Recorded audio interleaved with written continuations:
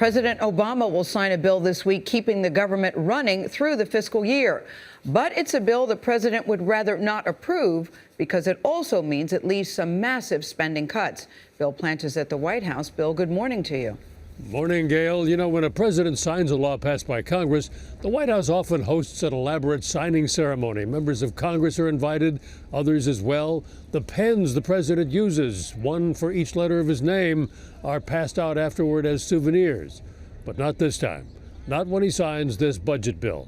Because as one White House official put it to us, there's no upside here other than this deal keeps the government from closing down. It's just dumb. And it's going to hurt. But this week, President Obama will sign a bill that funds the government for the next 6 months. But because of the $85 billion in across-the-board spending cuts, known as the sequester, the bill doesn't pay for a lot of things the president had hoped to do.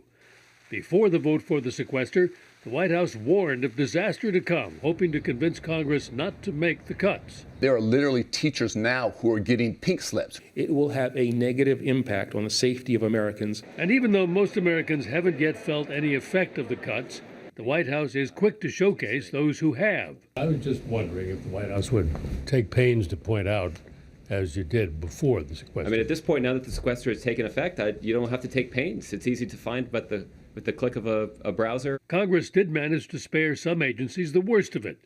The Defense Department, for example, has been able to delay sending furlough notices to some 800,000 civilian workers.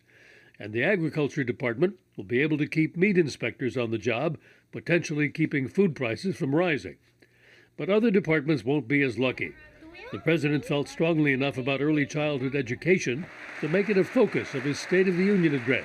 Every dollar we invest in high-quality early childhood education can save more than $7 later on. We know this works. So let's do what works. But the Department of Education was not spared and says the early childhood program will lose $400 million because of the sequester cuts.